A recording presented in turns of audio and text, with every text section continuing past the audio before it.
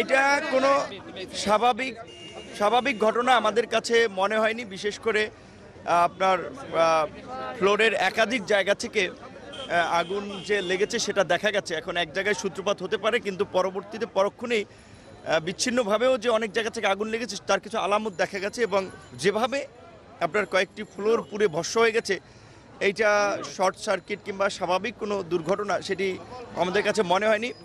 এখন আমাদের ফায়ার সার্ভিসের বিশেষজ্ঞরা এবং ফরেনসিক টিমের সদস্যরা তদন্ত করছে।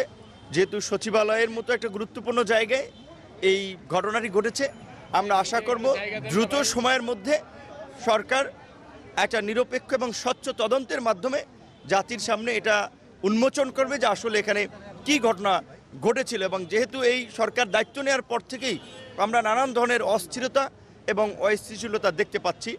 আমাদের প্রতিবেশী দেশেরও নানান ধরনের তৎপরতা ছিল, সরকারের প্রতি নানান ধরনের হুমকি দামকি ছিল, বাংলাদেশের প্রতি হুমকি দামকি ছিল। সেগুলোর সাথে এই ঘটনাগুলো জড়িত কিনা সেগুলো অবশ্যই আমাদেরকে খতিয়ে দেখতে হবে।